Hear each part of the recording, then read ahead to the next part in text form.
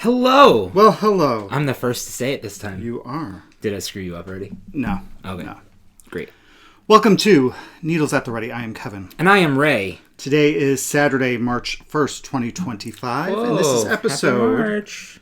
130 of our YouTube channel, where we talk about knitting, crocheting, yarn dyeing, yarn buying, spinning, our weekend, books that we've read, and stuff that we've watched. So, Didn't you say and all those other crafty things that we get up to? all those other crafty things that we get up to. But I don't know that there's much craftiness outside of those things, to be honest with you. No. Like, it's not like we're out painting or anything.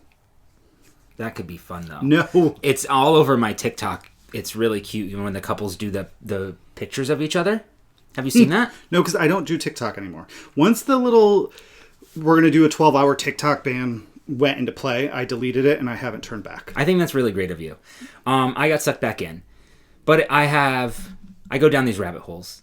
Yeah, it's really easy. I do that on YouTube. Like, the whittling was a rabbit hole. Yeah. What did you watch last night? Paracording? Yeah, how to make paracord things. Mm-hmm. That could be How fun. to join paracords together, Yeah. if you're interested. And We will then- not link that down below. Please don't ask. Yeah. Just Google. You know, sometimes I look at sewing. That's Mari's fault.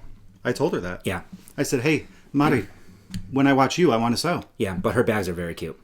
They are. Yeah. So, Her bag that she made us that, like in that salt bag style. yeah, a flock. I love it. Right? Was it flock? Yes, it was flock. It was fun. Well, it has been 2 weeks since our last episode. It feels like it's been a lot longer than that. It has. And I feel very unaccomplished Oh, I'm sorry. with my but you shouldn't with have to. my crafting. I feel like my crafting this past 2 weeks has been really lackluster and uninspired. Wow. Okay. So buckle up. I hope you guys really enjoy this inspirational content. You're a little snarky. No, but it's true. Like we all go through all those phases, right? Yeah. So, but you did good. You had good progress. No, I dyed a lot. You know, I did dye a yarn. lot of yarn. Yeah. Yeah, not physically, obviously. Yeah. Otherwise, you would be a necromancer. This would be very interesting. So, all right. So How do you know about necromancy? It's in my book that I'm currently listening to. I don't remember it being in the other one. I know you know how. Like, I how know, would I but not you know said about it like it's a recent thing. You know? No. Then you'll be the necromancer. Like we've already talked about it. No. We don't usually talk about necromancy.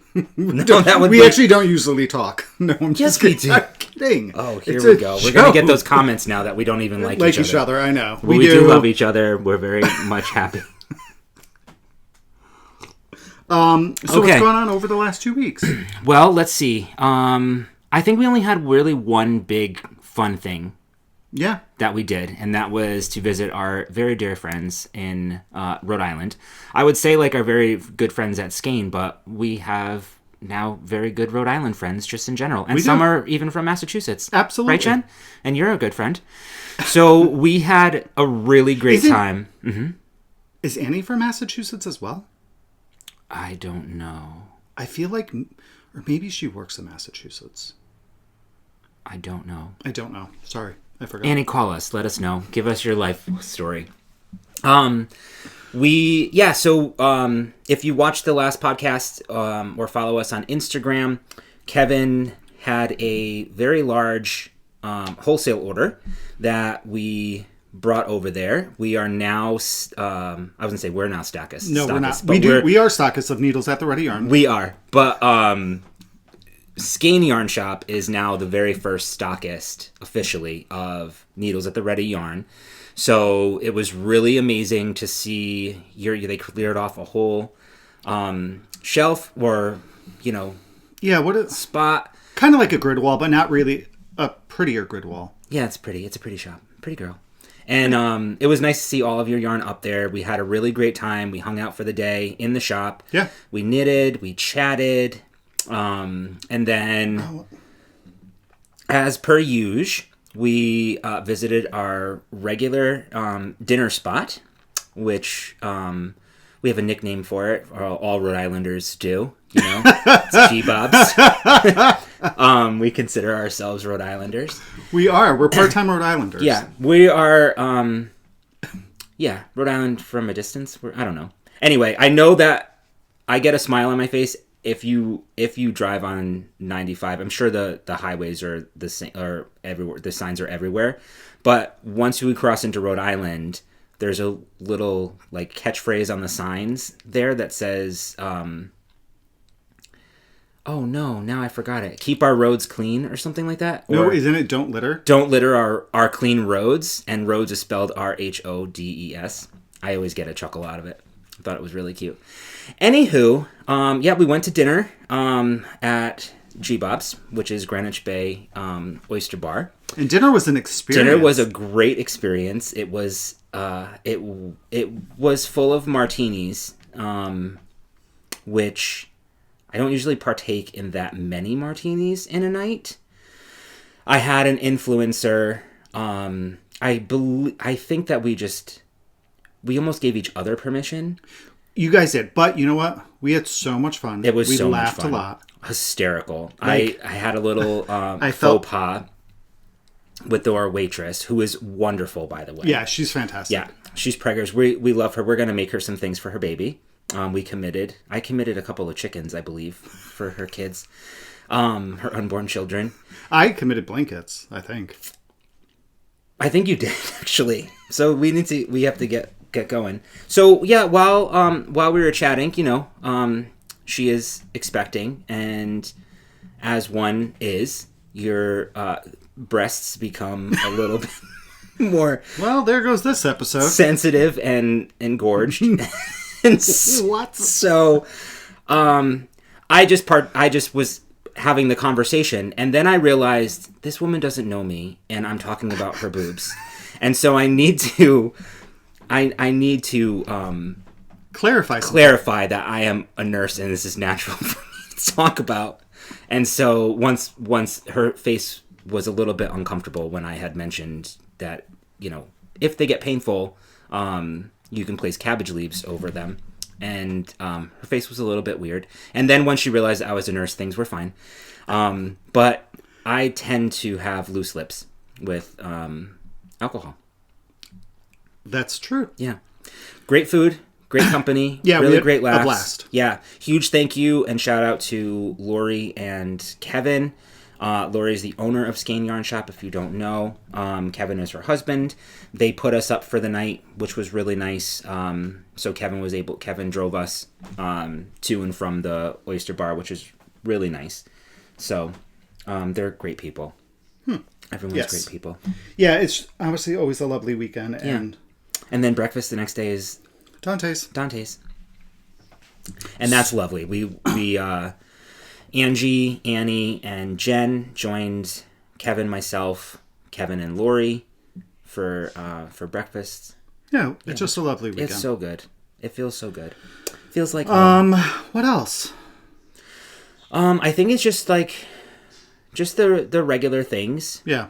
For the rest of the last time we podcasted, we were still getting over our colds or flus or whatever we had. So we used that weekend to kind of rest up. I don't think I felt 100% better until Wednesday that week. Yeah, I think that was the same thing for me. It was Wednesday, and then I still wake up congested. Yeah, it's a lingering thing. Yeah. Our weather has been much better. We're having fall spring at the moment. We are. Yeah, so it's going to get 60 degrees today, or close to it. Oh, huge shout out to my parents. They retired officially as of yesterday. My dad is semi-retired. He had 2 jobs. My dad's an EMT, so he retired from one of his companies, and he is still an EMT in our local town a couple of days per week. So congratulations to my parents. It's really exciting. Hopefully you guys don't drive yourselves crazy. And while we were there, we got to see some YouTube celebrities. We sure did. At Skein. So 2 of our friends that we've met. I wonder too if... I just blabbered. All right. So 2 people that we know from Skein started a new podcast. Yeah. Episode 2 is being recorded today. From what I know. We should call her. What time is she recording? I have no idea. Oh, I'm going to text her right now. And they had to get like one more piece for the mic. So and I think that they were two of the people who came up to us at Rhinebeck a couple years ago and said that we needed to make the trip from Skane. I know Jen was one, but they may have also been involved in that, and I don't recall though. But this is Laura and Gail, and they started a podcast. It's called The Yarn Room Shenanigans. Between the two of them, they've been knitting for like 100 years. Legit. No, seriously. They're like incredible knitters. I think Gail's been knitting for something like 60 and Laura's something for like 50. They crochet, they spin, they are hookers with the rugs. So this is them, the Yarn Room Shenanigans. So go and check them out. And then another channel too that you should go check out is... So this is Jeff. He is Losing My Knit. He just uploaded 5 hours ago episode 3 of his channel. And he started it kind of like in December with a little intro and then did some like Vlogmasy type of stuff. And now episode 3 is out today. So go check that out. Losing My Knit. He's really cool. I like him a lot. Yeah, he's funny. Yeah. Gail is currently in makeup. Good. And they are going to be recording very, very soon. The production value is way higher than It's gotten ours. a lot. It's gotten. They took a big leap from episode 1. It's really cute. I watched Needles at the Ready episode 1, not the whole thing. I did, and it was really cute to see you. You were very good in the beginning. Was very I comfortable? Yeah, very natural. You were always very natural. I've yet to watch an episode. I know you do. And I remember when I watched it after you recorded, and I got very emotional because I was very proud of you to start a podcast. It's very nerve-wracking to start a podcast. And, Gail and Laura, to watch theirs, you can see the first couple of minutes of the podcast is just like, trying to get ready. It's like a little bit of the behind-the-scenes thing. And it's just, before you hit that record button, it is a little bit anxiety-provoking, because you don't know who's going to be watching. You're there like talking to yourselves. Granted, we're talking to each other, but I think over the years, it was interesting, I think, to see how they started. It reminded us of how you started. I'm trying to think now, like how I recorded. Like I know I recorded on my phone. And I know I had my phone propped up on like books with a box or something. That's why like the angle is shot like this or up. Yeah. Like the angle of the first couple episodes is so weird. The lighting's weird. Mm-hmm. And now we're so professional. We have a $10 tripod. No, but you like you learn a little bit, and sometimes in order to do it, you just have to do it. Like you just have to. That's why I think anybody can start one. You literally just need a device to record on. Mm-hmm. We recorded on an iPad, but we started on a phone. And we recorded on a phone for probably the first 2 years, maybe even 3. We did try a webcam at one point. Remember that? Yep, we had a webcam for a little while with the computer. Yeah. Just do what's natural for you and whatever you're comfortable with. We clearly don't edit and, splice things. That's just not our style. But you find what style works for you. Some people are amazing at the editing, and it just adds to that production quality. We're just here to chat. That's it. So, but you find what works for you and what's natural for you, if you're interested. You know? But it takes a lot, I think, of courage just to sit down and hit that record button. So, props to everybody that are, and especially if you're one person, to put yourself out there. It's really hard if you're one person. So the people who do it with just one of them, mm-hmm. That takes a lot more because you don't have anybody to go off of and to banter with. Yeah. So with that being said, let's just jump into what the heck's next. I think we usually talk about any admin. Do we have any admin things? We do. So we picked a winner from the Socks for Sam knit along that we had going in our Ravelry group. The prize was donated from Cody when we went to pick up every stitch. Yes. So, and this is a fantastic prize. I'm going to show the whole prize just because it's so nice, and we'll have the company link down below. This is by Redesigned, and like I said, we'll have the company link down below. It's a beautiful, beautiful bag. Stunning. Yeah, and it's leather inside this bag. I just want to see. Yeah. So their products have a number. I don't know what number if this has a project. I think this is Project 9. The Project 9 bag. Mm-hmm. So in the bag, and it's got a really cool angled zipper so that the bag opens up. And within here, you have 2 different sections that you can keep things separated and secure in here. In this huge pack up, you will get 2 skeins of biscotti, however you want to say this, sock yarn, self-striping. Beautiful. The colorway, it's 85% superwash merino, 15% nylon. This is in, well, I don't know, but here is the stripe sequence. Yeah, I don't see a name on Autorante. What are you looking at? This? Maybe that just means striping. I don't know. Don't know the colorway names. But it's made in Canada. Yeah, we see them quite often. Yeah. We saw them at New England Fiber Festival. It's super soft. Yeah, it's a very, very soft base. So you'll get, so in here, when we already chose a winner, we had 16 entries. Little disappointed in the number of entries. You guys, this was a great prize. It is a really good prize. Yeah. So 2 skeins of yarn, the bag, some Haya flyers. They're calling these bamboo circular knitting needles, but they're very much like Haya flyers. Oh, it says flyers on top. There you go. Those are bamboo flyers. And then you also get Haya steel tip flyers. And these are US 1s, 2.25 millimeter. These are US 2.5, 3 millimeters. So you can do, that's really great. Pair of DK socks, because that's typically a needle size that you would want to use for DK socks, is a 3 millimeter needle. And then for fingering weight socks, which is the US 1. You also are going to get this really beautiful, and I don't want to open it. It's a row counter from RayJKnits. It's in there all sealed up, nice and nice. And then you get these RayJKnits precious metal stitch markers. So you get 3 different types of stitch markers, and you get 6 of each. These are really good. This box is magnetic. Yeah. And so there you go. You get like a silver, a bronze, and a gold. Rose gold maybe, or maybe no bronze probably. Yeah. So you get 6 really of each style. Oh wait, hold on. There's also there's nothing in there, but in the middle here, there's a zipper pouch as well for like your notions and things. And I'm sorry, 6 of each style and each finish. So 1836, right? How many are in here? 54. 54 stitch markers.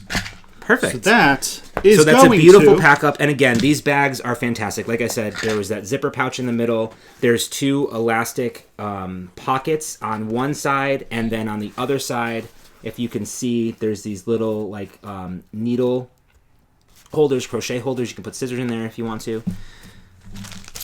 Crochet holders, crochet hook holders.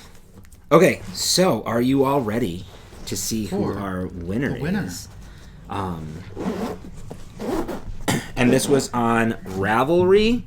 Socks for Sam, I believe, is still doing. They're still doing a lot of really amazing things. So follow that below. Follow Socks for Sam. We have all of the information linked down below.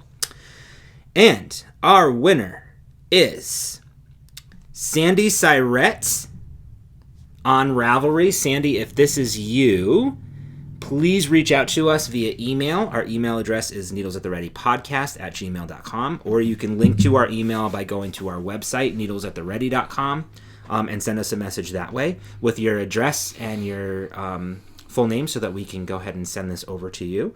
But she did a bunch of socks for Sam in January of 2025. 1, 2, 3, 4, looks like 5 pairs.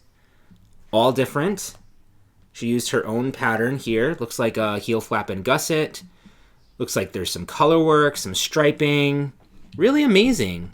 And for Socks for Sam, you only needed to make 1 sock because that's the whole point. You want to have mismatched socks. Oh, that's a great picture. And what's really cool is on the Knit Socks for Sam Instagram page. This was a couple weeks ago. They had posted a picture of all the donations at the school that he attends. And just look at this case with all of the socks in there. It's incredible. It's really incredible. Really, cool.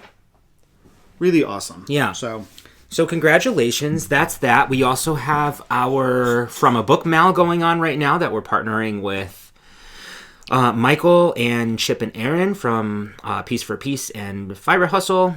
And I think that's really it. That's it. I think those are all the admin-y things. Last thing is that we will not be back in 2 correct. weeks. We will be back in 3 weeks because in 2 weeks we will be in Tennessee at Nash Yarn Fest. Yes, that's in Nashville, Tennessee. It's March 15th and 16th, I think. Yeah, the marketplace is only open one day. There's like something the Friday before, but the marketplace is Saturday the 15th. So we will be there all day Saturday the 15th, probably. Yep. So if you're there, say hi. Yeah, we're flying in on Friday, and then we're leaving on Monday. Yes. So we have an extended weekend down there in Nashville. We're going with some friends.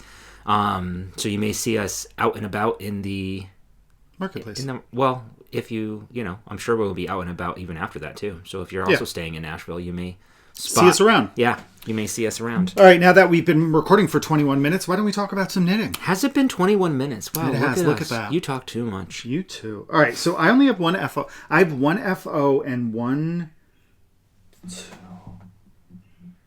3 whips. I have 2 FOs and 2 whips to talk about today. Okay, so you get started. And then I have some future knitting to talk about. Okay. Future projects. Actually, they're both crochet. Okay, so you get going. All right, so I will show you, I finished my February socks from Woolens and Nosh. These are porch knitting. It's from the Mystery Sock Club, July 2024. Here is the ball band. It's on her superwash Targhee fingering base. It is 90% superwash Targhee, 10% nylon. It's about 411 yards. Woolens and Nosh. We love Michelle. We love her yarn. My very favorite, by far, sock yarn. In general, this base is so good. And the colors here are so good, I think. It looks almost like a muted rainbow, kind of. So what I did, and you can find all of this information, and I'll have this link down below to my project page on Ravelry. I cast on at a color transition, so you can see that the cast on is this little peachy color here, just for that one row. And then I did 2 colors in a 2x2 rib, which is about 16 inches or 16 stitches or so. And then I knit my leg, and I wanted to get about an 8-inch or so leg. Somewhere around there, 8.5 inches is kind of like my preferred leg length total with the cuff. And then I marked for my heels. I knit 6.25 to 6.5 inches for my foot because I like a little bit of extra ease or less ease in my socks. I like it a little tighter. My toe and my heel is done the same way, except for the heel I knit 5 rows before I start my decreases. I decrease every other round, so I knit 1, SSK, knit to the last 3 stitches. I do this on magic loop. Last 3 stitches of the needle. I knit 2 together, knit 1, repeat that on the second needles to complete it. And then, so it's every other round, I do my decrease until I get down for my toe, until I get down to 20 stitches on each needle. Then I decrease every round, and I decrease down till 14 stitches. I do a Kitchener on my toe. For my heel, I do the same. I decrease down to 20 stitches on each needle, and then I decrease every round until I hit 16 stitches, and then I do my Kitchener. It just gives me a little bit more of a pocket for my heel. It fits me perfectly. Yeah, really great. I knit these on US 1s, 2.25 millimeter needles. I like to do these on 9-inch circular needles, and I think that's all I can say. I do, like I said, I do switch over to magic loop for my heels and for my toes. Because I can't find my Hyas. I wanted to try them one time, just to like do my decreases. My Hyas sharps. I think you took them. Because you said you wanted to try them. Remember? Yeah. Yeah, I can't. Well, anyway, doesn't matter. But that's my usual method. Again, you can find all of the information in my Ravelry. I wear a size US 12. My foot is 11 inches long, so the math there that I did for my foot fits my foot perfectly. There you go. Very nice. Aren't they nice? Yeah. I love them. They're really happy. They're very like, I know it's a summery. It's definitely a summery color. Yeah, for sure. I like wearing them. It's really, I like it a lot. I think they look good on my feet. I took a picture of them. I think that's it. I have, bless you. I didn't, God bless you. I didn't weigh them. Thank you. And I opted to not do the contrast, the coordinating color mini for the cuff. And I really like that choice with that. Otherwise, it would still look really great. Yes. But I have this much left for my contrast color.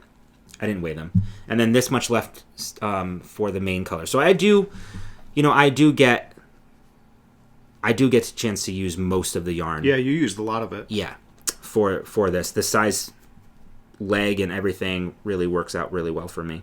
And that's including the cuffs. I don't think I would have had enough here to do the heels and the toes on each sock. Or on both socks. So that's why the contrast colors. Nice. So this is what I have left over. All right. That's it. So I have one FO. This was a whip last time. I finished my Salish cap by Mary Such a good hat. Kronika for Blue Sky Fibers. Oh. I used... So this is a DK pattern. It is knit on a US 8, which is a 5mm needle. I use yarn from Barnyard Knits and their merino nylon fingering, so it's a 75-25. And I pulled from the inside and the outside to hold it double to get a DK weight. And I knit it 2 pattern. I haven't blocked it, so my stitches actually aren't really pretty, but it's a really they are pretty. It quick, looks great. It's a really quick, simple knit, and it's a good way to use leftover yarn. This ended up being, which I was surprised, it's a little bit lighter in weight than previous versions that I've knit. It was 62 grams of yarn. Oh, wow. So it uses up enough, especially on like those skeins that you have left over from a shawl or something where you don't use it all. But it's a really great, just... It's good. 2x2 rib. Yeah. And it fits really well because it is ribbing. There's only one size and it will fit most people. And I just like it as a good gift knit. Like we've said in the past that we have a bin for the holidays where we just put hats in and then people can take them. They could actually, we did shawls this year too. And I think we did some cowls that people could take. And that's kind of like our gift to guests when they come over during the holidays. Yeah. So it is a very nice way to use leftover yarn. And other than that, I think those hats fit, like you said, fit everybody very, very well. Yeah, I need to block it and take a picture this weekend so I could update my project page with it. Yeah. But yeah, that's the only thing that I finished. That's great. Like it took me like 2 days to do it. Do you find it difficult to pull yarn from the outside and the inside at the same time? I feel like that would be really difficult. Like it would twist on itself a lot. I think not on a skein or not in a cake that's already been started. Okay.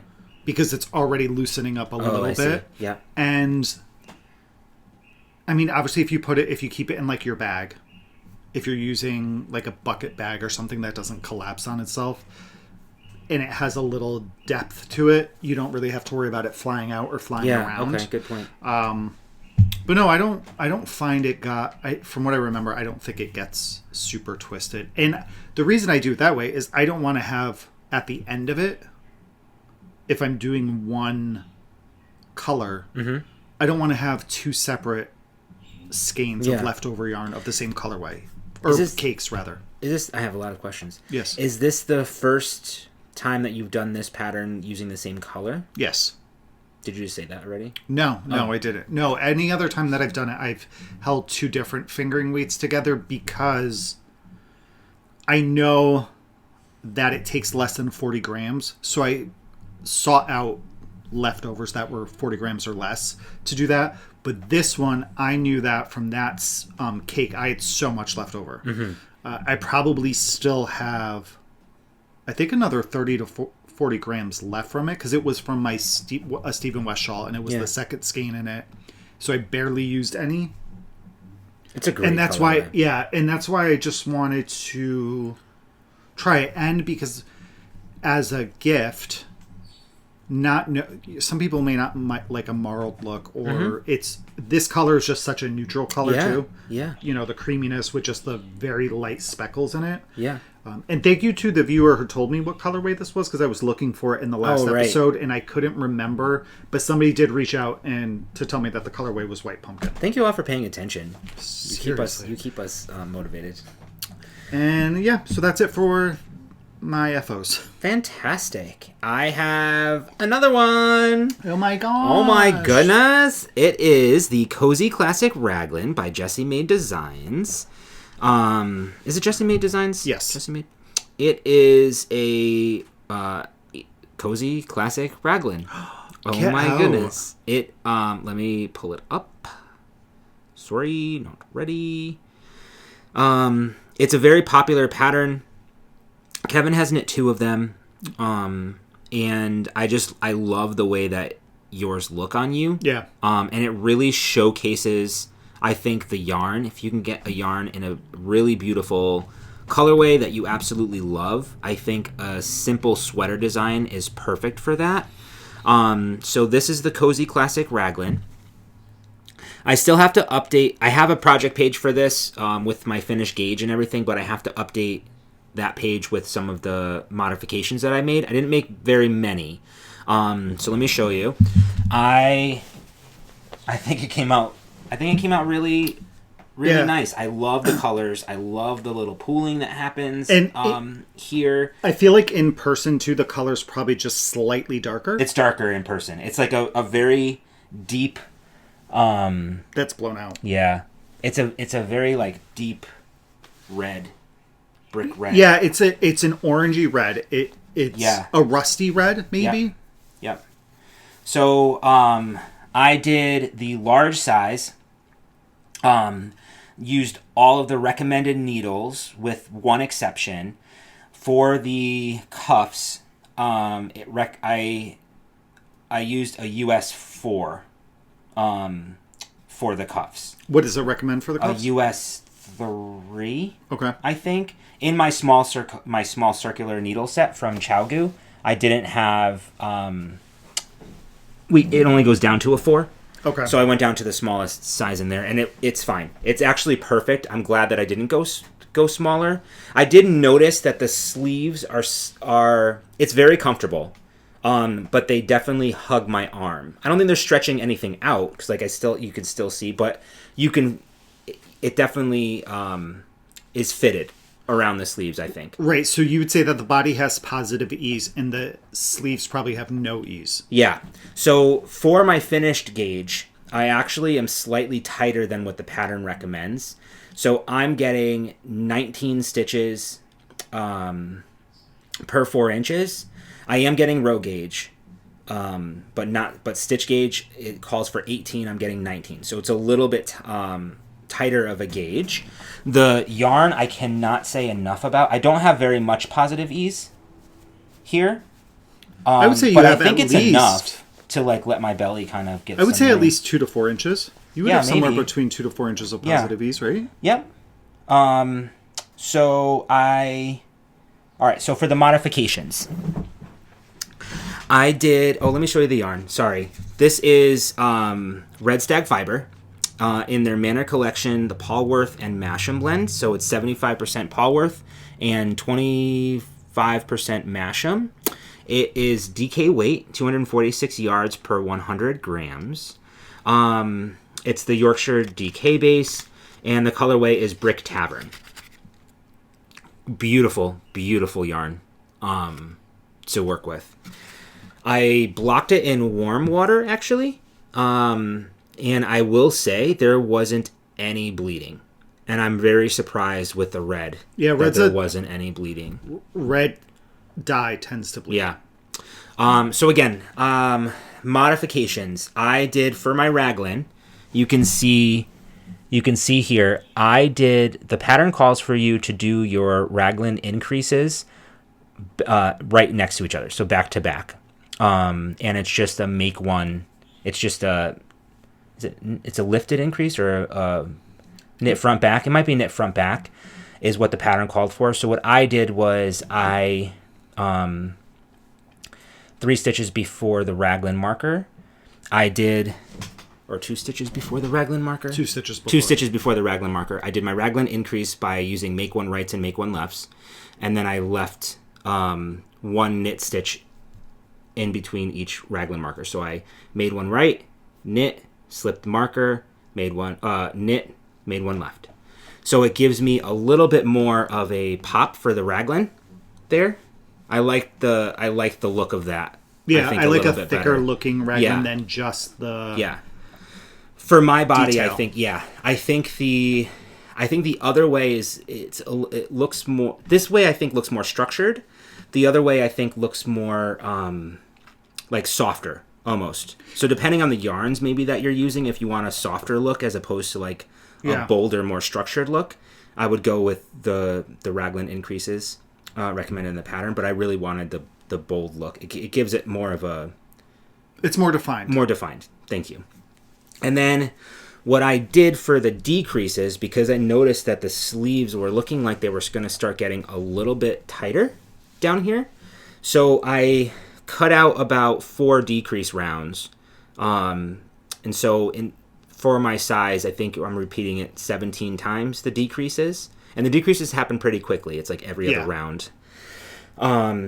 So I did 13 decreases, as opposed to whatever it was, either 17 or 18 decreases. So I did 13 decreases, and then I just knit the rest of the way. And then I just completed the pattern. So my sleeve length is 20 inches, which is my preferred sleeve length. I think it fits me perfectly. It comes right down to my wrist bone, just a little bit past my wrist bone. I do like to roll up my sleeves like this. So that works out really, really well for me. And then I didn't measure my yoke depth, but my underarm to like the sweater length is 16.5 inches. And that actually fits that. I think it hits me pretty well. I think it's a good length. I think it's a good length for me. Yeah, because it's not an oversized sweater. No. No, I think it's a really classic. It's classic. It's a classic raglan. It's a classic raglan. If I had to call it anything, I would call it a classic raglan. Yep. I did the recommended bind off, which is the tubular bind off, 1x1 tubular bind off. I think it finishes it really nice. Did you alternate skeins? I might have done? I did not alternate skeins. Okay. No, I like pooling, and you have a little bit of pooling in this, but I think it just looks so good. It's not an obscene amount of pooling. Like, no. I am not a huge fan of pooling, personally. Oh, I love this. You know what it is? That's a lie. I don't like is it called like the shark tail or shark pulling? You know where there's large sections. And it's like... And it typically happens for me on a hat, maybe because it's more of it's a smaller circumference, where it goes like this and then it's more of a zigzag. Mm-hmm. That's the one that I don't like. The pooling because isn't it's like tonal. that. Like it's almost like these little blurbs of like darker tonality within it. I think doesn't it feel so soft? It does. You know what I might have done? I might have decreased the cuff length from what it calls for in the pattern. I think the pattern calls for 3 inches of ribbing. I don't remember. What I really like about this pattern too, from when I knit it, is I think that the neck is a really good neck. It's not a lot of the times, at least for us, when we're looking at patterns online and we're looking to find a sweater that we want to knit, the neck circumference is too wide for us. Mm-hmm. This one is a really good crew neck sweater. Yeah. It fits really well. It's not too wide. It's not showing too much of like our collarbones or looking too boat necky for the style of sweater that we like to wear. Good in this, no, yeah. That's what I'm saying is that now seeing yours and then the two that I knit, it's one of the better collars that we've seen. And that's, I think, why I went to it and did it a second time is because the collar fits so well. Yeah. I did just check. It does call for 3 inches of cuff length on both the hem and the wrists or the sleeves, but I did only 1.5 inches. Oh, okay. Yeah. I think I like it. Yeah. Yeah. Very nice. So I'm really, really happy with it. I will be wearing this in 2 Nashville. weeks. Yep, because it's not overly warm. Today we're a little bit. I'm gonna kind of play it by ear for the rest of the podcast with the lights beating on us, but I'm comfortable. I think that's really all I have to say about it. Okay. Anything else? Did I miss anything? I don't think so. Okay. Oh, here's what I have left. So I went through. How many skeins did I buy? You bought 6 or 7. Do you have it in your email because it was shipped to you? I don't know. I don't want to. Maybe while you're talking next, but I have this left over. So this is about 45 grams, and then a little nug left over. Is that as your well. final skein? This is it. This Okay, is all I have good. left of everything that I bought. One other thing that the pattern gives you an option for like waist shaping.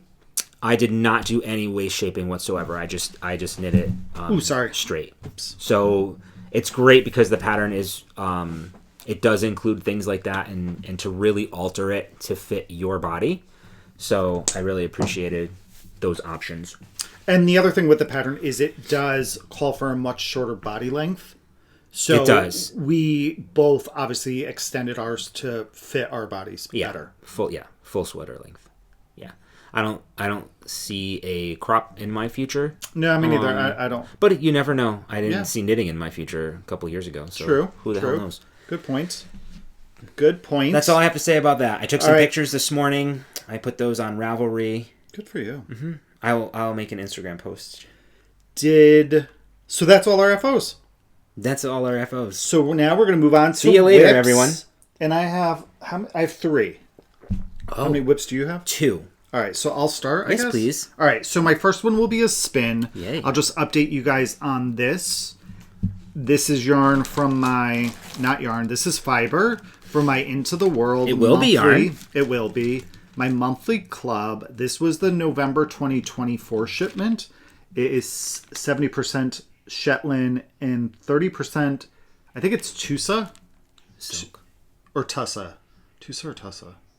Tussa. Silk. I believe. I don't know. Somebody commented and I totally forgot what they said. Either way, it's some type of silk.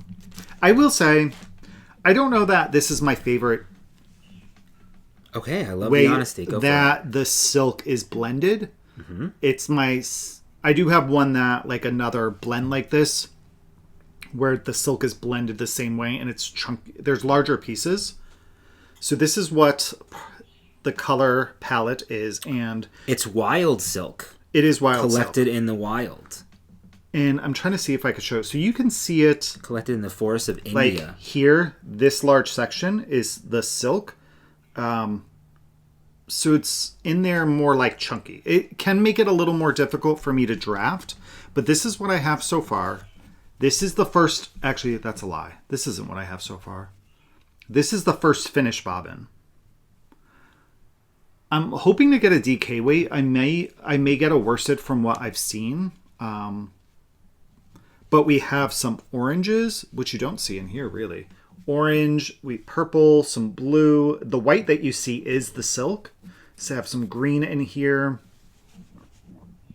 I'm enjoying it, but it's not my favorite spin to date. So currently on my wheel, which I use a Daedalus Starling. Her name is Trixie. Mm-hmm. She's a hunter green. She's currently downstairs resting. Oh, you can see all the silk right here. Yeah. And what was really cool is after the last episode, Daedalus reached out and they noticed that my motor was pushed too far back. So I had to push it forward a little bit so that the piston had enough space. So thank you, Daedalus, for that little tip because I fixed that. Shout out to Daedalus. Sorry. But yeah, so I have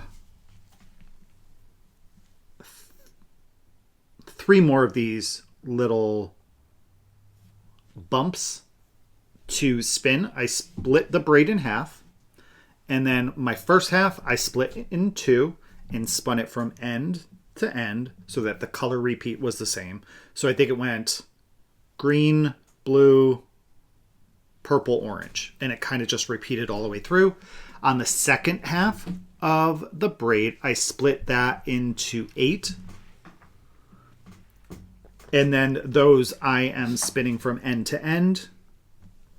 Actually, yes, this is the repeat. So I'm spinning it from here, and I have 8 sections are really pretty. that start from this color and just work its way down. Yeah. So we got like the green and white, a bluey purple, maroon, some orange, purple, blue, and then this is where the repeat kind of starts again. And hopefully I can finish that spin this weekend. I would like. It actually doesn't take... These go by pretty quick because they're not thick, so they're a little easier to draft. They're a little quicker to spin. And I think that's all I have to say about the spin. Great. All right, you're up. Am I? Yeah. Okay. I started my... Actually, let me give you an update on this monster. This is my Tunisian crochet project. I've been working on this for a while, and I'm going to focus. This is my primary focus because my sweater is done. So this is my primary focus. This is the Ringing Rocks shawl. How is it already 12:40? Because we didn't start until a little bit on the later side today. Ringing Rocks shawl by Violet Loops, I believe. Yes, Jennifer Lovett. Beautiful pattern. I've talked about this before. It's a really nice textured Tunisian crochet shawl. I'm using the recommended hook size, an H8 hook, 5mm crochet hook, Tunisian crochet hook, and this is what I have so far. It's a triangular shawl. Oh, it's a lot. So you can hold that side. I was here since we chatted last, so I did all of this. I started my decreases. So that's over here, and I'm hoping that I'm doing them correctly. I think so. The pattern is really, really easy to follow, so you're not going to be able to really see them.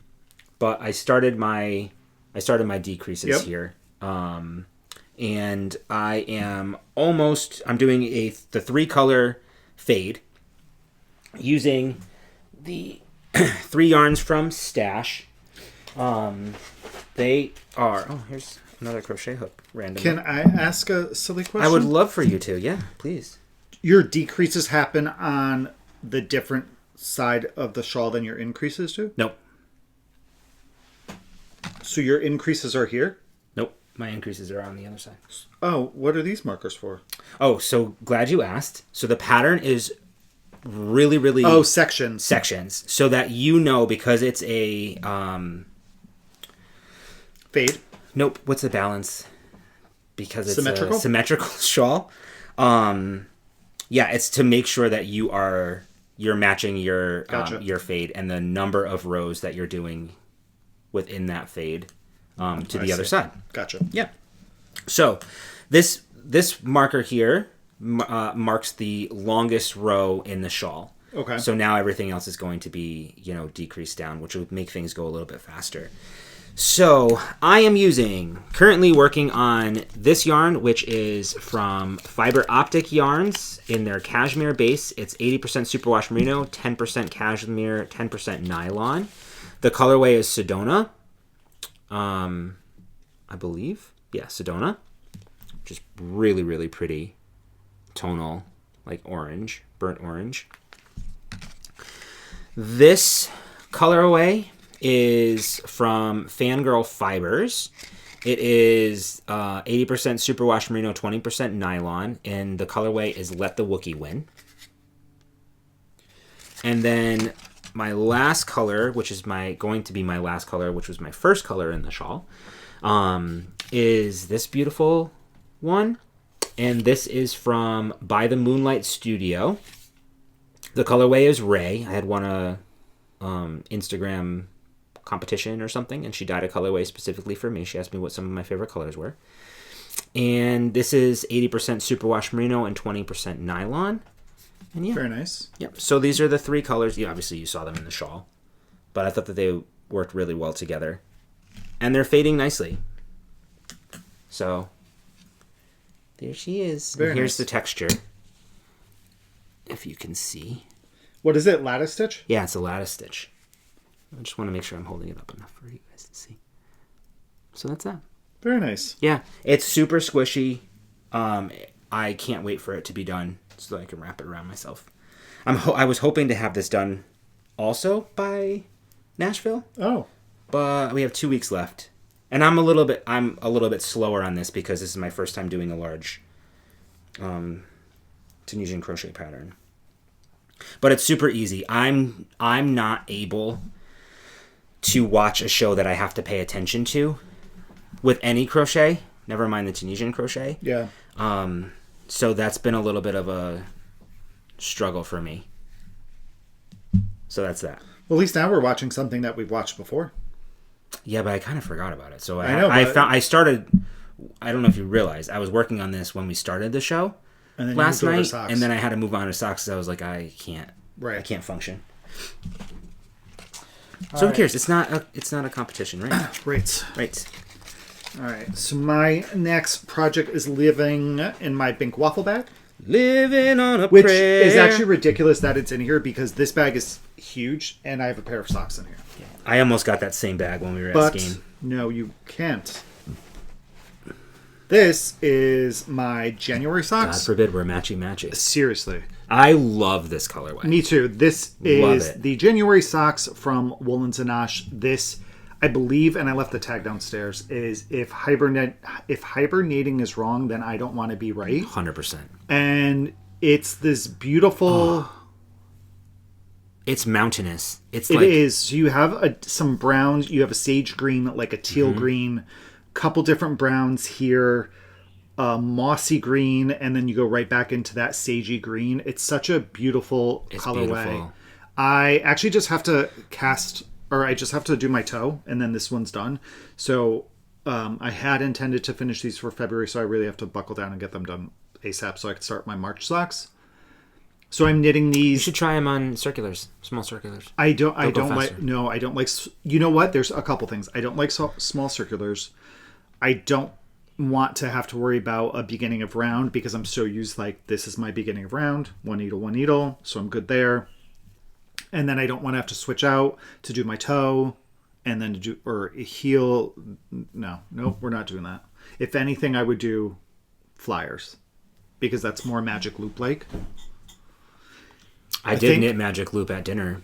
You did? I forgot. I couldn't bring my sweater. I couldn't knit on my sweater at dinner, so Justine was doing socks in tandem. Yes. And I took one, and she's a magic looper.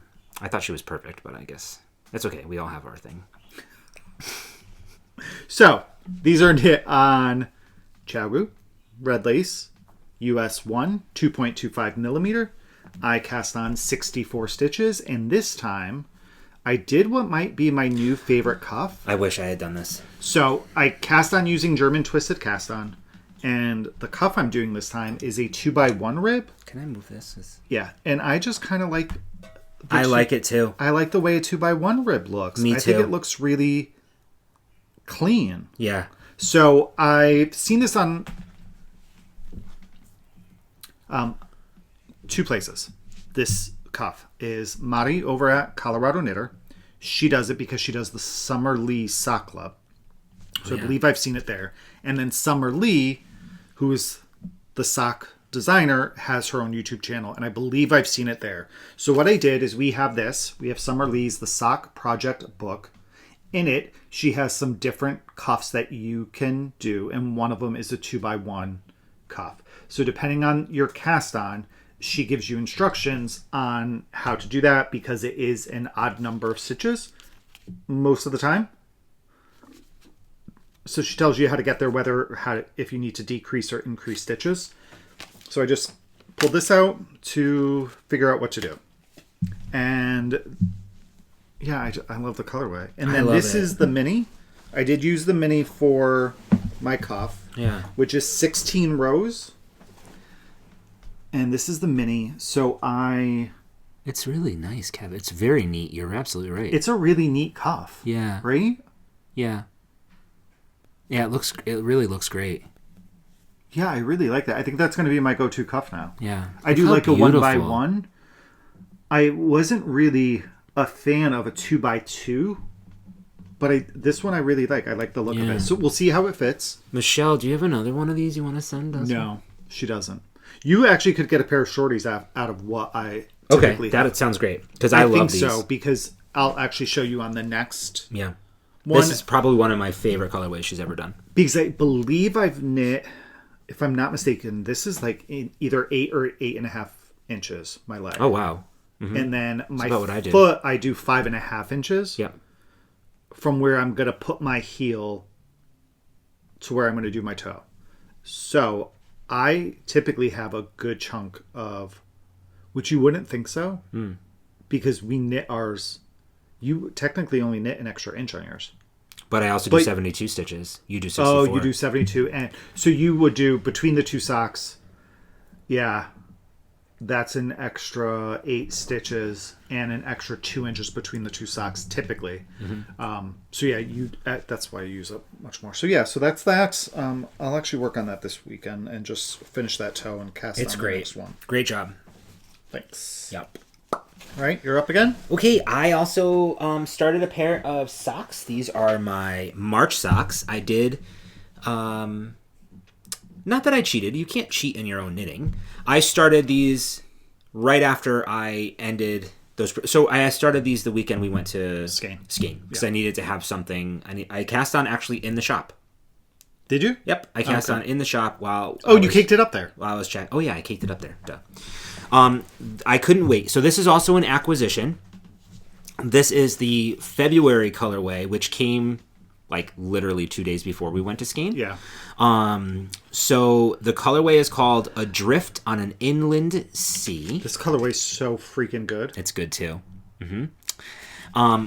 And again, by Woolens and Nosh, they're her mystery monthly club, which I don't think we could ever get rid of. So just so that if you're new here and you didn't know what our plan was, we each have a plan to knit a skein of Woolens and Nosh because we have a ton in our cubes. I know.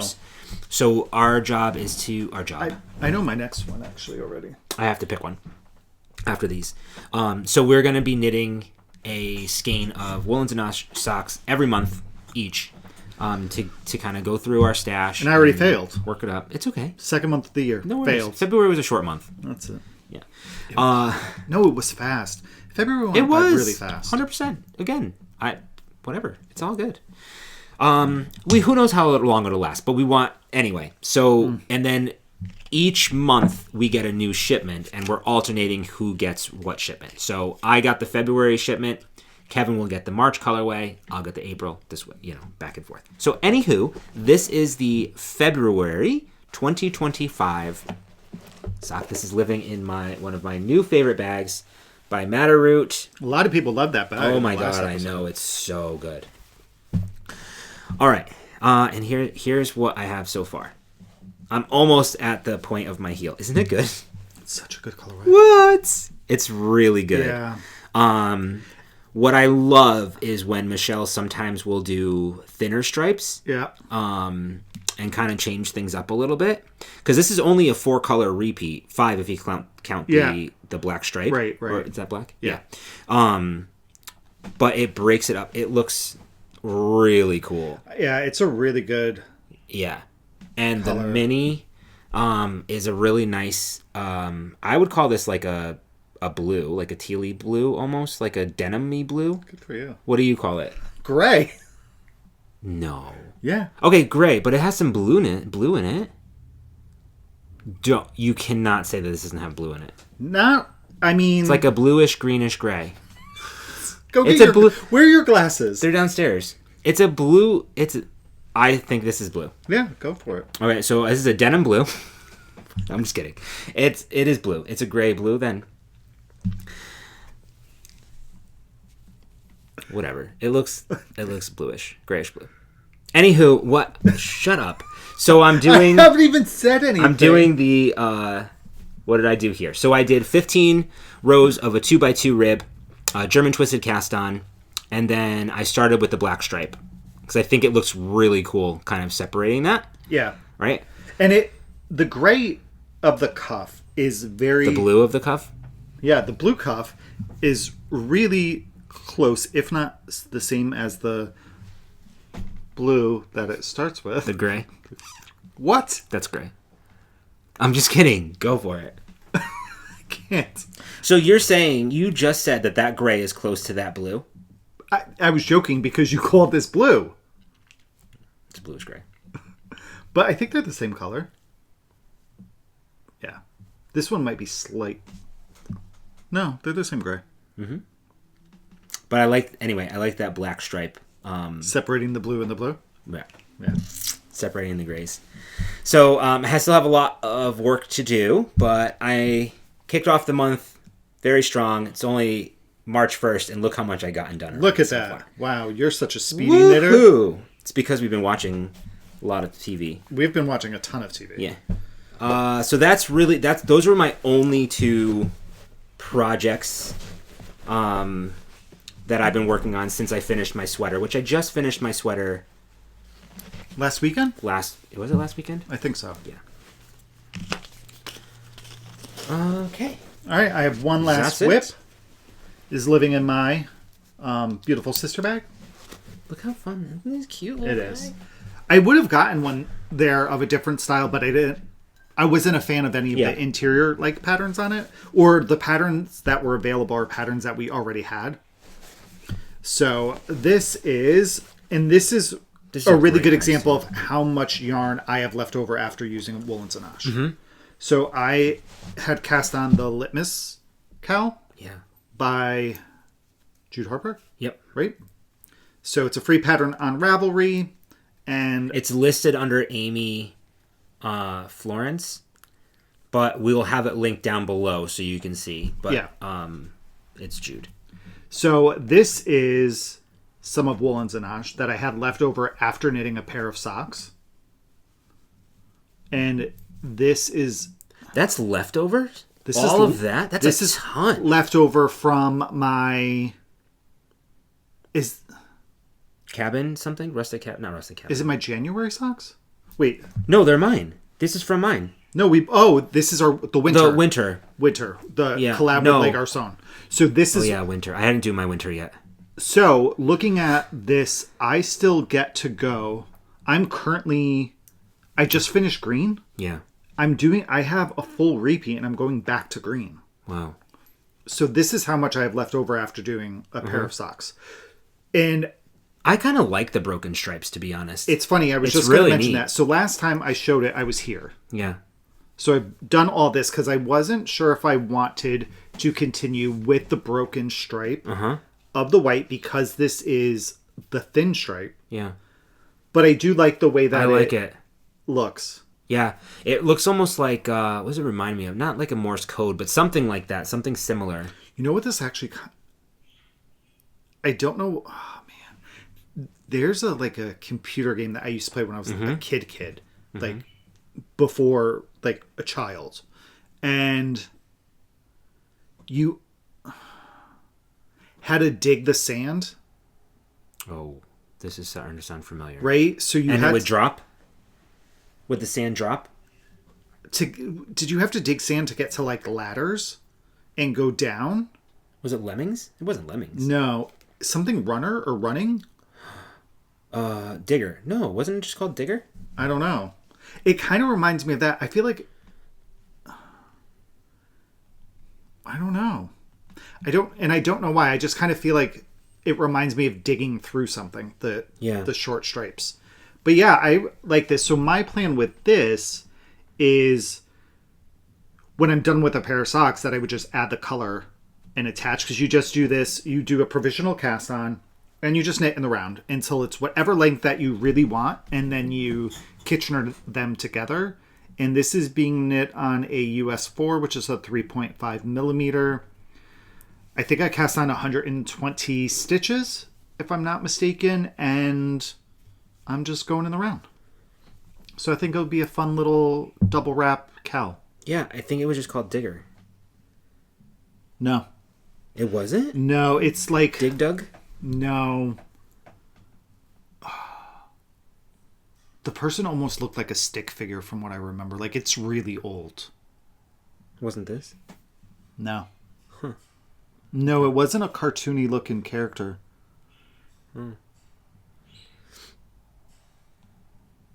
I'm sure we might hear something on the comments, so if you know of that game with that cryptic description, please link it down below. Yeah, so this is... It's really good. It should, it's going to be I have one of those too. It's going to be a long project. Yeah. And I just want to add my scraps in it. I have a ton of Woolens and Nosh scraps as it is, so I have plenty of colors to add into here. You could always take mine too. But, well, all of ours are in the same spot now. Yeah. I think for the But like, this is all I have left. Like, add a little pop to it. So I may go to, when I'm doing this, I may be a little mindful and do like some darker rounds, and then the next one might be like bright colors. That could like be I was cool. thinking I have something mints downstairs that's a really bright green. Yeah. So I might do that next or something. So we'll see how I intend to do it, but it's really nice to have this for when I don't know what I want to knit, or I'm not motivated to knit on something else. Sure. That I can just pick this up and knit on it. Yeah. I love And that's all my whips. Great job. That's all mine too. All right, so then we'll talk about some needles at the ready yarn. Yeah. All right, so we brought 24 colors to skein. So I showed off a bunch of them in the previous episode. I don't think I showed any of these. And again, all of these, there's really small quantities in the shop on the Athena base, which is our 8515 4-ply fingering. And that's a superwash, Superwash fine merino. superwash merino. Yes. And nylon blend. All right, so first up is Rustic Brick, This is one of my favorites. which is a very red-orange as opposed to an orange-red. Right. It actually is pretty true to color. Back here, this is true to color. Yeah. Yeah, because it gets a little bit brown. It's a little bit brighter up close. Yeah. So this is Chartreuse. Were you going to say something? I don't know. This is Flame On, and this reads red, but it also reads orange. There's definitely it looks areas more where fluorescent on the camera. Yeah. It's toned down than what you're likely seeing there. Right. So I would say it's an orangey red. Mm-hmm. Or almost, It's not a tomato red. It's like a fiery red. Yeah. Yeah. And then I don't know how. This is Oak Moss. This is another one that's my absolute favorite. Here, we could actually just hold. Oops. So this one is Oak Moss. This is like a silvery green. Yeah. This chartreuse is beautiful. Yeah, like it's darker than what you would typically think of chartreuse. It's not as bright. Yeah. But I do like it. This is Wild Orchid. These two together are nice. That is pink. It is a very bright pink. Yeah. It's not as bright again. It's not as bright as what you're seeing. No. It's it is still, bright though. Yeah. All right. It's bright but not fluorescent. And I feel like it looks almost fluorescent. This is Twilight. This one's great. It's such a good color. Do you have the sample? No. Oh crap, I left a sample downstairs. Oh, let me get it. But it's not of that. That wasn't No, the I know. sample. It just reminded me. I know. Do you have any of that dyed up? No. Oh, then I won't show. I don't think I can. Do you want to check the site? I don't know offhand. All right, so this is Twilight. This is just a beautiful color. I love this color. I should mess with this a bit and try to go darker so that it looks like my shawl. Remember the shawl? I do remember that. That's like one of my playing around to What was the colorway that she knit that in? Just a Little Crush.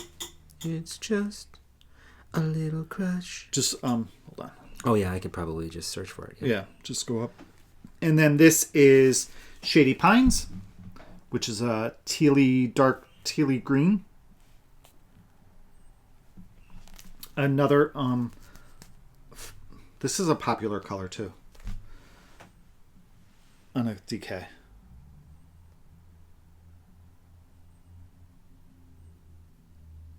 Only 2, so. This is the thing. Arrakis. So this is like a peachy. It's a really nice neutral, but there's some like magenta-y peach undertones, a little like yellow undertones. So it's not quite tan, but it's a very nice neutral. Then we have Ghostwater, which is a really pretty like blue, and you can see there's some shading in here, like a little bit of like some gray in it. And this is the same kind of color, which slightly different. This is called Sully, because it reminded me of Sully from Monsters, Inc. So it's the same blue. It's dyed differently. So this actually has some darker bits in it and a little more gray in it. And then it has just some purple speckles throughout. See, very, very lightly speckled. And then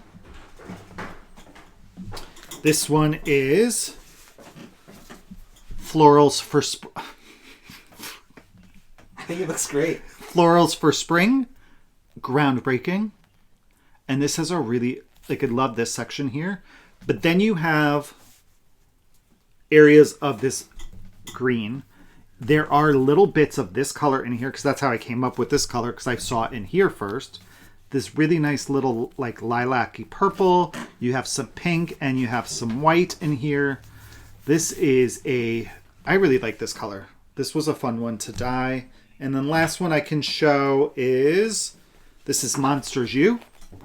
When it came out of the dye pots, it just reminded me of it. So you have a bunch of these different shades of blue and different saturations throughout.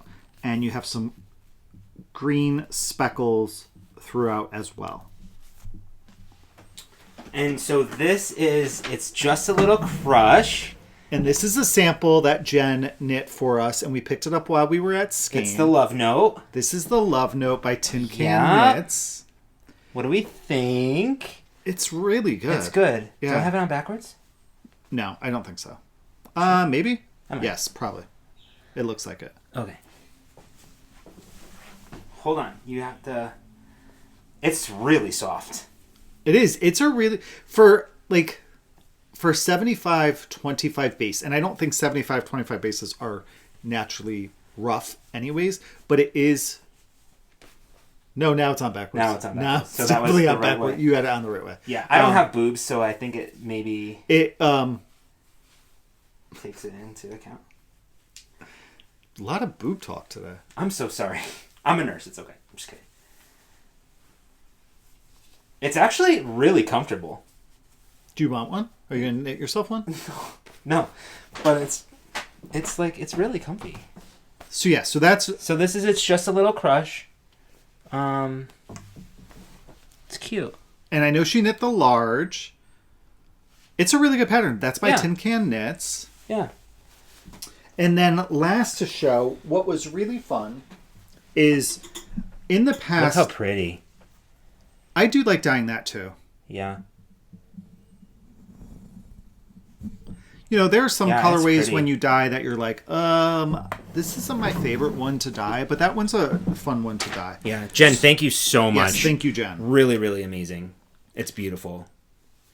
So when we were there, I brought I've shown them before, my little plastic cases of bobbins of test colors that I've done. Oh, yeah. So when I am testing colors to try to get the right tone or right shade or depth of shade, I dye them on 10-gram minis in mason jars, and then I wind them off onto little floss bobbin holders and store them, because then they track back to spreadsheets that I have with all the dye calculations on it. So I brought some and asked some people there if they had any recommendations of colors that they would like to see. Can you actually that you did that so fast? Can you do me a favor in the second? Can you open the second drawer? Nope. Third, maybe. There. Can you grab that one for me, please? Just the top one. Thank you. Yeah. So here's what I mean. So there's a bunch in here, and here are some colors I keep kicking things. that they asked me to attempt to dye and see kind of how they turned out. Yeah. One, I don't know. I couldn't. I'm going to have to try something different. But these are the 3 that I worked on. And it's really interesting because they do look slightly different going from a mini to a full skein. So this is the first one, which I actually really like. I really like this color. Me too. But oh no, it's actually good. quite good. This one to me looked more golden initially, but I really like this color. And excuse my scanning, I'm not good at scanning by hand. I am. So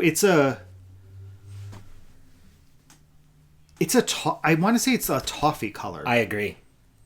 It's caramely. Yeah, toffee. I like that color quite a bit. Yeah. It's really, really pretty. So this was the thing, and it was my second attempt at making this color. That's why it has the hex code, and then this little -2 over here to know that was attempt 2. Yeah. Then the next one they asked me to try. It's interesting that the cotton colors. Yeah, that lets me know what base it is. Yeah. Was this color, and it actually looks quite different. But again, I really like this color too. Pretty. Look how pretty. Yeah. So this was this. This one looks a little more dusty rose. Yeah. And this is more corally. Actually peachy. It's almost like a peach Bellini. Yeah. Right? But it's pinky. It's got a little pink it's pinky, undertone. It's peachy. I actually really like this color too. Yeah. Do you know what it reminds me of? The sweater that I started knitting Riley. Oh my god, you're absolutely right. Right? Yeah. It's really similar to that color. Yeah. And then one of the other ones that they've asked me to test, which I liked this when I saw it in the bobbin form. And this is going to look brown or gray, but it's got this like purpley undertone to it. Yeah. And this is... I didn't do a good job at this one. What I came up with. So it's actually... That's translated really well to a full skein. Stunning. So I really like this color as well. So I'll probably do full batches of these 3. And then I have 4, 5, 6, 7, 8, Wait, didn't 9. Justine's son name one of the colors? Yeah, I didn't do it yet. Oh. Harrison named... Oh, the one Harrison picked out's over there. And I have his color... Oh my god, Kevin, this is gorgeous. I know, I do. I really like these 3. Oh, it's so I saw these 2 and I was like, these 2 would be really good together. They would. And they're actually really, these 2 would be really nice together. So pretty. Harrison named which ones? One of those, I think Harrison named. I have the name written down in a notebook downstairs. Oh, okay. It's the red one in there. That one. Nope, that one. Yeah, and then I think Harrison picked out this color.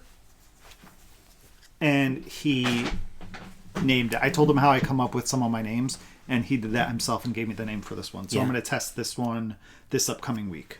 Great. How fun. Can you put that back over there, please? Thank you. So that's a bunch of the dyeing that I've done. Yeah. I think Monsters U is a happy color. It is. On this base, I may tweak it a little bit just to get some more blue and a little bit less white, but I do like it. This is amazing. It is a really nice base. It's so squishy. I got to make something out of this. I know. What have I made out of it? I was going to do my shawl. My Stephen West shawl is out of this. Oh, true. I was going to do the brioche because it's so squishy. What is your Stephen West shawl out of? The Aries? Aries. The BFL. Mm-hmm. So that is all the Needles at the Ready talk. And Fantastic. Now we're going to jump into... Can I do future knitting since it's still knitting related? You can do whatever you want, Princess. Yeah. And then it'll lead us into acquisitions. Do we have any... So let's start there. Do we have any owl post? Nothing that we can show. Nothing that we can show. We have something very amazing to show in a couple of weeks. Yes. Okay, so we're going to move into future knitting / acquisitions. Okay, so tomorrow my mother is going to be coming over, which I'm really excited about, and we are going to start a project for the kids. So I believe she's hosting Easter. I'm not sure. We didn't really talk about that, but it would be great. Mom, you want to host Easter? My mom sends me this text message just out of the blue the other day, and she's like, hey, can you make 8 of these? Like, okay. And they're really, she sends me this text, can you make 8 of these? Look how precious. They're almost like peeps. They look like peeps, but bunnies shaped like peeps. eggs. Yeah. They're like bunnies shaped like eggs that look like peeps. So, she got the pattern, she got the yarn. We're gonna try to crochet those tomorrow, or at least get started on those tomorrow. So the pattern is just the Easter bunny? Crochet pattern Easter bunny. Which are adorable. It should be She got pretty a couple quick. of different. Yeah. It's the really, really thick yarn. I'll have this pattern linked down below. I'm not quite sure. She did send it to me, but I'm not sure if it's a pay for or a free pattern. Don't worry, we're going to do it together. She's doing it as well. She just wanted me to take a look at it. The yarn she sent me, I had never seen this yarn before. It's, Loops and Threads, Sweet Snuggles polyester Is that yarn. Michael? It's really, really thick. Is I it think Michael's it's or Michael's. Hobby? Oh, you probably just saw the whole entire Conversation? but we didn't say anything bad. I just asked her to send me a picture of the label. I don't know about that. No, we're fine. We're appropriate to each other. So we're gonna do that tomorrow. So that would be really fun. And then my next project after I'm just gonna go into it because it is breaking the bank. While we were at Skein, I did talk about this. So I had mentioned that my yarn was coming for this Tunisian crochet blanket. This is out of the Tunisian Crochet Handbook by Tony Lipsy. And the pattern that I'm doing from here is called...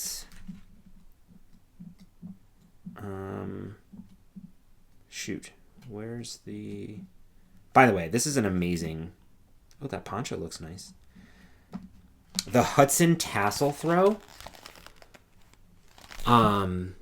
So it's a beautiful blanket. There are tassels as an option. I'm not going to do tassels, but look how stunning. It's a beautiful like waffle pattern, waffle stitch or something. And it called for Barocco Vintage Chunky. So I got 12 skeins of Barocco Vintage Chunky while we were at Skein. Lori was nice enough to special order this for me. Barocco is a very affordable yarn. It is. And it feels really, really soft. And if you don't watch Skein Scoop with Lori and Justine, oh yeah, they just mentioned that Barocco Remix is no longer going to be made. So if you like Barocco Remix and you see it, buy it. Buy it. So this is the color that I chose. It is called Smoke. It's Barocco Vintage Chunky, 52% acrylic, 40% wool, and 8% nylon. It is so soft. So this is the colorway Smoke. I thought it'd be great. And this is going to live in our living room. Our living room is like grays and some blues. Yeah. So I think it'll fit really nice. Is that the yarn recommend? Yes, the recommended is Barocco Vintage Chunky. The colorway that she chose, I was kind of between those two colors. But seeing them in person, I did go with the Smoke. Excuse me. Yeah. Oatmeal or something? No, I think it was called Oats. Yeah, the colorway is Oats. That colorway. So I was between the two. They're both very beautiful. Oh yeah, so honeycomb stitch pattern. Yeah. So nice. That's what I'm going to do. And that's going to also not help, but I can also use that as from a book mail that we have going on. You can. So those are my two future knitting, and that's the only breaking the bank that I've gotten over the past 2 weeks was that blankets quantity. And your socks. And my socks. Correct. Thank you. All right. Wow, So, look at me, like, have plans for both. Right. I already So started using both. My only break in the bank was my February club from Into the World. Mm-hmm. This is the colorway called Woe's Hollow. It is 4 ounces of gray cheviot. Ooh. And we'll open it up because I haven't opened. It's actually very similar palette, it looks like, to the one that I'm currently spinning. It seems a little deeper, like darker. Yeah, almost. just darker. It looks the same palette, just darker. So. Oh, it's good. Yeah, this is the beginning of it. So, yeah, you got just deeper kind of colors. Like, this is stunning. It is really that, similar. Like, so brown. now... Ooh. And maybe they're just kind of shorter repeats, too. What's really nice is that this is kind of already split. Yeah. So I don't even have to worry about that. And I was going to use these two together. Is it 4 ounces? I'm so sorry. 4 ounces, yeah. That's nice. I was going to use them together, but now I'm not. I just decided that as I no, saw it. don't. I wanted to. This is very different. Do two different. They're too similar to use together. I think. So, but different enough to be too contrasty. Like they won't blend nice together. Well, I wanted to. I'm currently thinking in my head that I'm spinning for the Shift by Andrea Mowry. Yeah. For myself, so that will be like one of my first colors in it if I get gauge or get the correct reps per inch, and then I'll just have to pick some stuff from staff. This is a really good spin too. I'm just saying. Oh, this is Rambouillet. This is like my favorite. This is my second favorite spin. That's a good one, huh? It's good. You are a fantastic spinner. Ow. Did you just hear my hip crack? No. That was weird. All right. No, because I was belching at the same time. I'm getting old. All right. So last thing is, that's all the knitting content, you guys. We're just going to cover what we've been reading and watching. Great. And did we talk about reading and watching last week or last time? All right. So watching, we have gone back and started watching season 1 of Wheel of Time because a couple months ago we tried to watch season 2. Wheel of Time. Wheel. It almost sounded like you said we love time. No, Wheel of Time. Wheel of Time. And like when we started season 2. I'm a wheel watcher. Do you remember those commercials? I do. I'm a wheel watcher. Are you? I used to be. Are you now? Wheel is America's game. I don't remember that commercial. No? No, not that one. So it's actually called The Wheel of Time. And Ray and I tried to watch season 2. Yeah. And it was, and it did the like season 1 recap, and we had no idea what we had just seen. No, not at all. So we had postponed it. And then put my arm on yesterday, when we were trying to find something to watch, I was like, let's just do Wheel of Time. Let's get caught up. So we're going to do season 1 and 2 because season 3 is coming out this month. We also watched 2 seasons of CB Strike on HBO Max. It is we both, at least I think, really enjoyed it. What was really fun or cool about it is that each season only covers the case that they're working. So season 1, and I'm saying season according to IMDb because on HBO Max they list them a little bit differently. Season 1 was 3 episodes. Yep. So the first case that we watched took 3 episodes to solve. Mm-hmm. The second season that we watched was 2 episodes. Yeah. And it kind of fluctuates anywhere from 2 to 4 episodes, depending on the season. So on IMDb, it shows that there's 6 seasons, and there's a total of 19 episodes for those 6 seasons. Mm-hmm. So that's... And I appreciate that because it's not like there's this, like, main case that, everybody that they're focusing on, and eventually, like, sometimes they do it, and then they have filler episodes. It's like, no, like, this is all one story. Yeah. It takes place in London, I believe. Mm-hmm. They feel like little miniseries almost. Yeah, like a mini. Yeah. Yeah. It's I enjoyed it. It's good. He's a private detective. He is a private detective who is also an army veteran who's missing a leg. Mm-hmm. Or a military veteran. Missing one of his legs. He lost it in Afghanistan. His father and mother are both celebrities, but he's not like tied to that world at all. Right. So that's a really interesting little dynamic with him. It takes place in England. Yeah, I think London. I'm not sure. I'm not sure. But yes, it does take place in England. And the first case, the actress was from Harry Potter. One of the was it the sixth movie? It's when he's in the cafe and he's reading the paper and she goes... She's also a vampire, I think, in Twilight. No, she was from A Discovery of Witches. Oh, duh. Vampire, duh. And I can't think of her name in there right now. Francine. No. No. You're thinking Francois. I don't know her name from there. Oh, God, it's on the tip of my tongue. Not Rebecca. Mm-mm. That's her mother. That's her mom. Now I have to look. Hold on. Oh. Matthew's old love interest. Juliet. That's right. So we've been watching that. Did we watch any movies? Yes. Rebel Ridge on Netflix. Remember, it was like the action-y movie with the police, and his brother or his cousin was going to jail, and he was trying to bail his brother out. Or his cousin out, rather. Hey, that was really interesting. It was good. It was slow, but good. Yeah.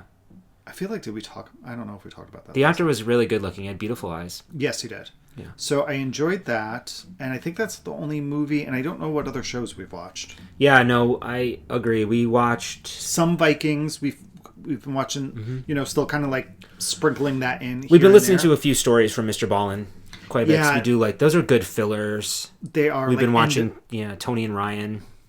Actually, I'm glad that you said that. So we've talked about watching Tony and Ryan podcast on YouTube. So Tony and Ryan, they do have a regular podcast that is audio only Monday through Friday on wherever you get your podcast. But recently, over the past couple months, they've actually started doing audio and video on their Friday podcast. Prior to that, Ray and I were really watching their 15-minute reaction videos to funny pictures or funny videos or shorts and stuff and reels.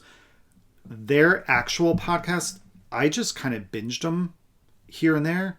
Oh, and I know what else I watched. And they crack me up. They're thoroughly enjoyable. I actually got teary-eyed in the last one when there was just a little scene that they showed that happened at their office. So I would love for them to call us. Thoroughly enjoy watching. Well, then we have to sign up to be a gold member Tarper, which maybe we should. And then the other thing I've been watching is because I saw all these shorts on freaking YouTube, and a lot of them were of The Good Wife, and I never finished the series. So I've gone back and I've started watching The Good Wife from the beginning. Oh, yeah. And it's such a phenomenal show, and I'm in season 3. I love that for you. Okay, and then reading. I have finished a book.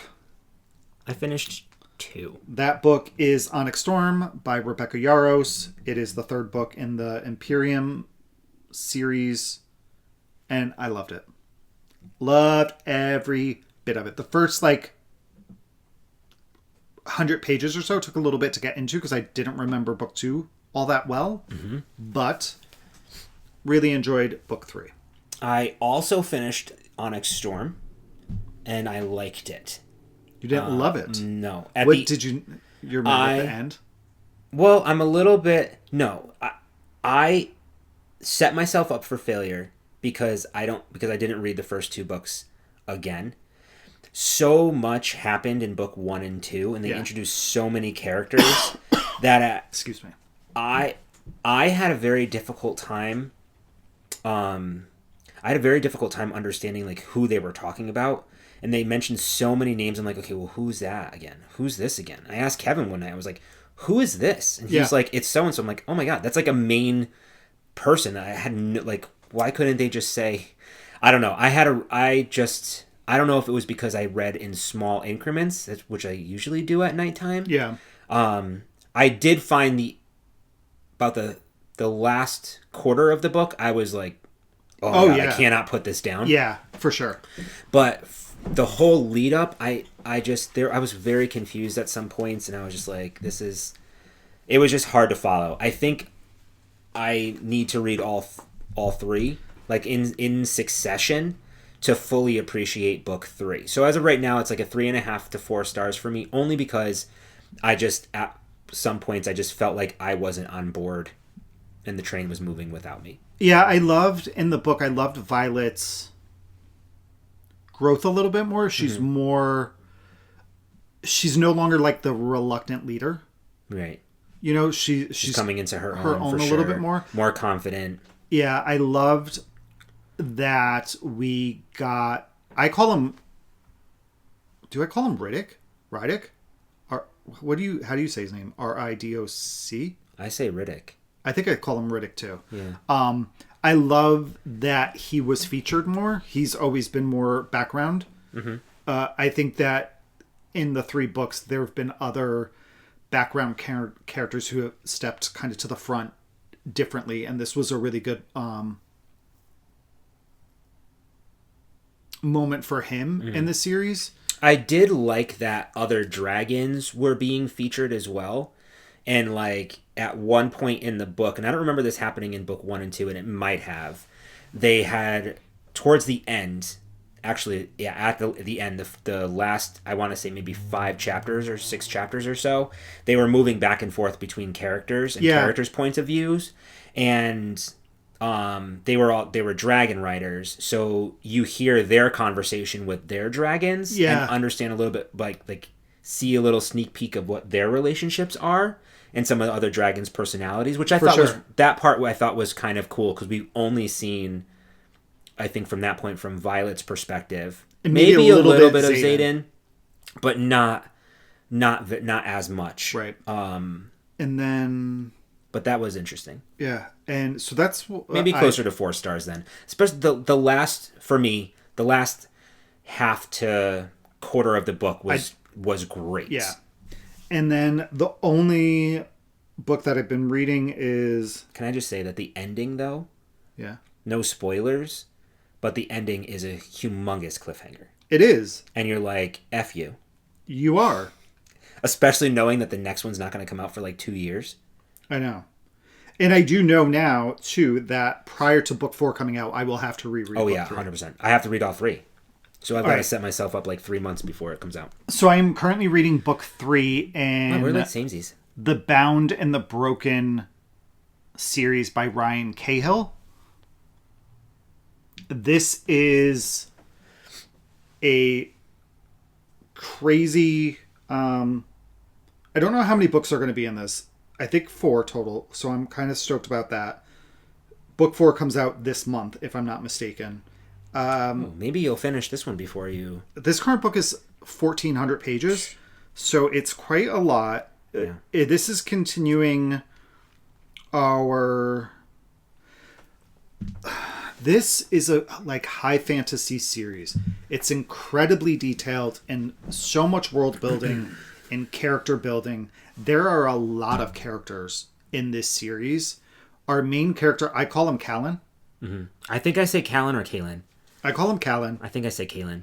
He is from a small village in the south of this... One of 7 villages. Infyria? Because the other one's Empyrean. And I think this is Empyrean. Okay. Maybe the world. And him and his friends have been thrown into this kind of civil war and rebellion. I say Kaelin. Kaelin? I think I call him Callan. I do call him Callan. I say Kaelin. And there's so much in here. There's magic, there's dragons, there's elves, and giants. And the way that this series starts is 400 years prior to the events that we're reading now. Mm-hmm. There was one mage who had a thirst for knowledge and pretty much took over the continent. And he is the emperor, so there's a rebellion to try to overthrow the empire. Careful with spoilers, because I just started book 2. I know, I'm not. Okay. His use of magic is very different than what people believe is the correct use of magic. There was, I want to say this was mentioned in book 1. I don't know. So either way, this book that I'm in now feels like it's setting up for the final book. Oh. Everybody's not everybody, but there are a lot of separation and a lot of characters who don't even know each other at this point. Yeah. And we're going back and forth between all of them, and we're getting introduced to a lot of different